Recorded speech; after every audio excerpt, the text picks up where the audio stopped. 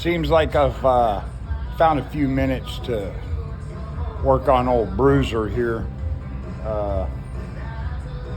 Bruiser, there's a little backstory. I like to keep these videos short in case anybody runs across one, so I probably just do a little. I've been doing some work. This is Bruiser. Bruiser is a 1990 square body Suburban with the barn doors. I've had Bruiser for a long time now, and I'm currently.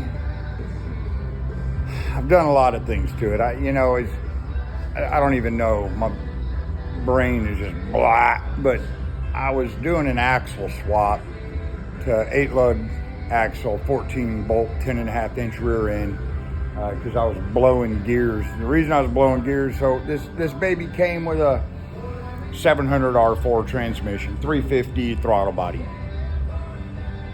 and when I first got it, I was driving it around and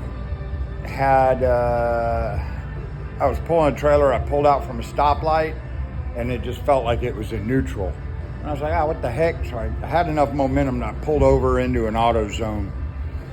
And I just pulled over into the auto zone, and I got out of the truck to see why maybe the linkage had let go. I didn't know. Maybe the drive shaft, the U-joint. I didn't know why I was in neutral.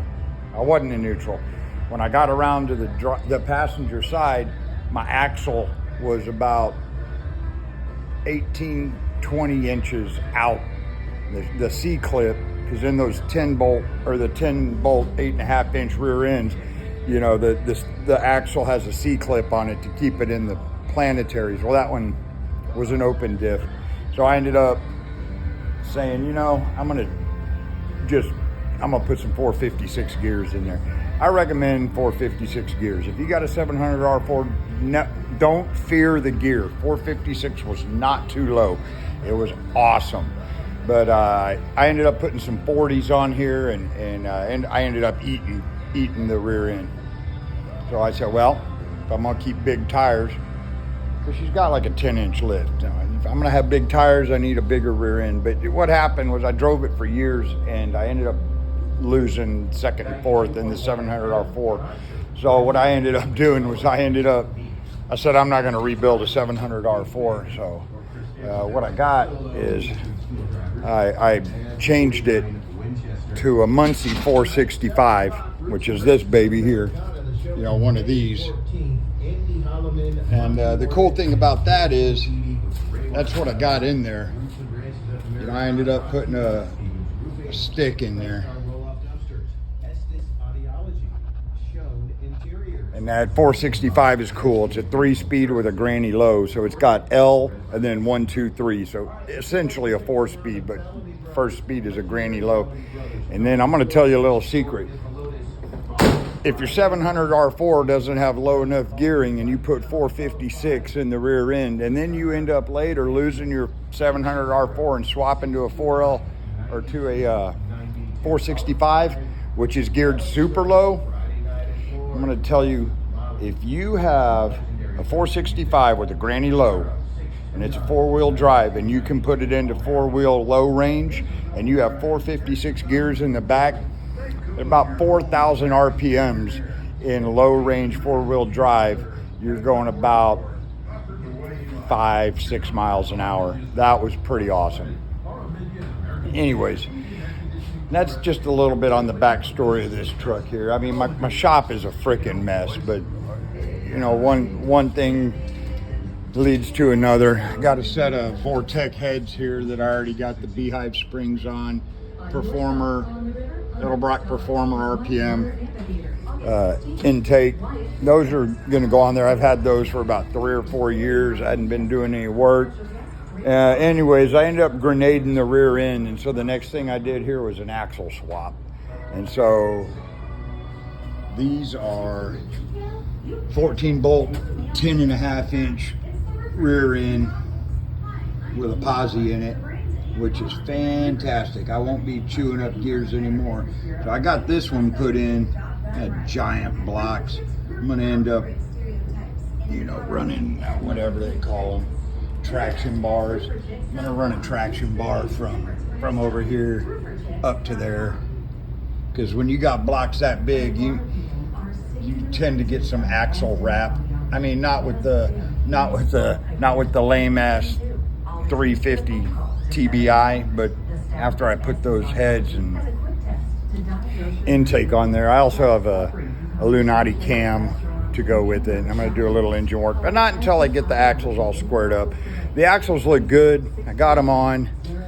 Front axle, I got it all cleaned up. Can't really see. No drive shaft on there yet. Redid cleaned it all up, painted those babies blue. I had to get some 8-lug rims for it.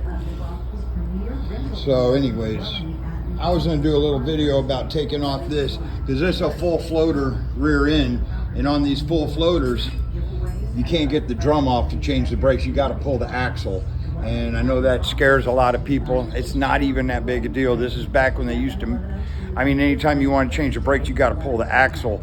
So it's a full floater. It doesn't have any C-clips or anything in there. There's a couple of bearings here that it rides on, an inner and an outer bearing, and then it just ties in back in there. You come up in here, you can see, I can't quite see it. It's in the middle, right in there, and it slides into that, slides through this carrier, through the bearing, in there. This is, anyways, I'm real close to putting this back together, but I was having a problem. This one wasn't spinning. That one was, but I couldn't get this one to go. I figured the brakes are shot. This is an unknown condition axle. I figured I was gonna have to replace them. I got a couple of extra things there, but this video is long and stupid. But I think I'm gonna go ahead and just show you how easy it really is to pull one of these axles. Not a big deal. Take me a couple of minutes here. What I'm gonna do it one-handed. So you gotta pull this, but you can't get this drum off. These are, this is the axle cap. These are 3/4. So you just get on there. It's a 3/4 inch. And I'm gonna do this one-handed in just a couple of minutes here. So I can hold this phone. I don't know, I'm not too hip on, I mean, I'm an old school man. While I want to document this, mostly for my friends and myself to come back, and my kids, they like to see what I do and don't do and all that. And I know some people might want to get into it. You pull those, there's nothing to be afraid of. You don't have to have the rear end, oh snap. Gotta hate it when that happens. But you don't have to have the rear end open. It is. You know, I cleaned it up. So anyways, you do that, and then this puppy, it really just slides out that easy. And that's the axle. It's coming out. You don't want to, don't booger those up. So really, I set it right like that. You don't want it to roll off. I mean, it'd be better if you didn't booger those up. It'd slide in a little easier. Anyways, once you've done that, there's a pin in here, or a pin. There's kind of like a snap ring right there. You can see it. You get the boogers off. This is the little snap ring goes around this.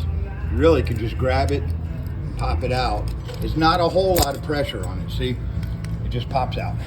I'm gonna take that and throw it in my diff cover. Then, what you have is your axle nut lines up. There's right there. If you can grab it, there's a key.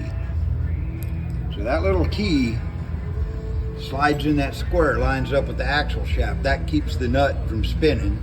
And then that little clip right there just keeps the key from coming out. And then this is not very tight.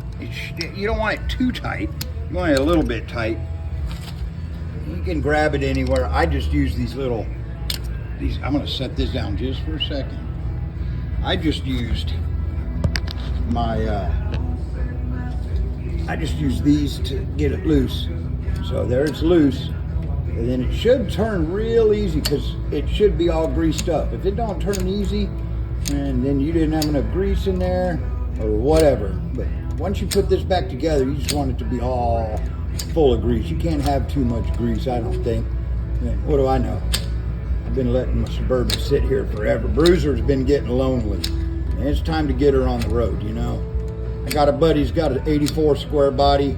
He got a stroker. He just blew his transmission, and so we made a pact. He wasn't working on his, I wasn't working on mine, so we decided to make a pact, and now the race is on to see who's going to drive their square body out of the shop first, and I don't like to lose. So anyways, you pull that off, and that's it. So you can see that bearing in there. That's the outer bearing. There's an inner bearing. Now this is just going to slide off. It does weigh a lot. It probably weighs 30, 40 pounds. I'm going to set this baby back right here. I'm just going to slide her up. You want to get a good grip on it. But it wasn't spinning.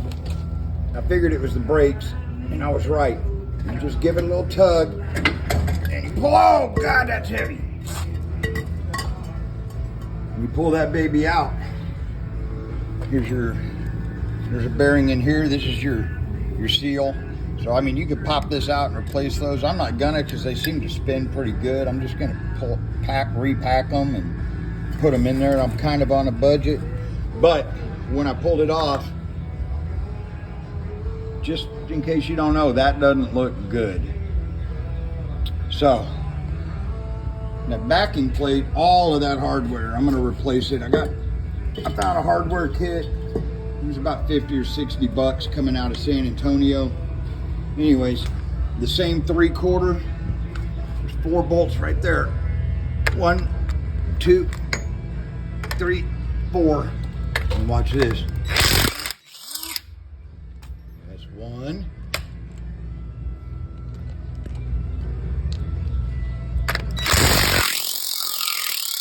Ooh, I didn't like that. That's 2.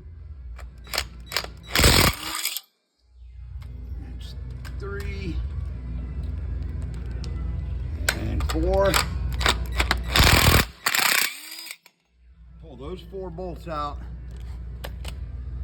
and then this whole backing plate just comes in. And that's, of course, if you have the brake line off of your wheel cylinder here, and if you have the parking brake off, and the whole backing plate just comes right off.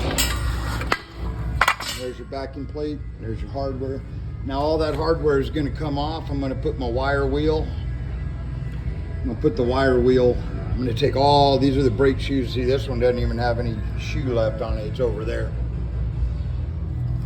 Take this. This is just shit. I mean, the first time I hit the brakes, something's going to snap. If it doesn't snap, it's certainly not going to retract correctly. I'm not going to be able to set anything. I can't even spin this. So all of it gets replaced. So what I'm going to do is I'm going to pull these out, and then that's what holds all this against the backing plate. It's all going to come out. It's all going to get thrown in the garbage, and then I'm going to wire wheel the backing plate all. See how much, I don't know, there's quite a bit of pitting in there. It doesn't really matter. It doesn't matter. The new ones are just too damn expensive, so I'm not going to fuck with it. The back looks pretty good, so I'm just going to wire wheel this up, make sure that I'm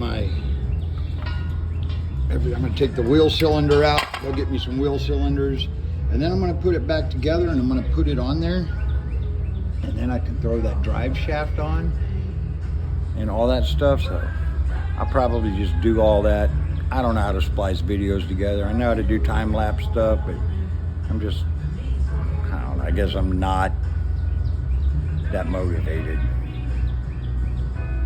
But I am gonna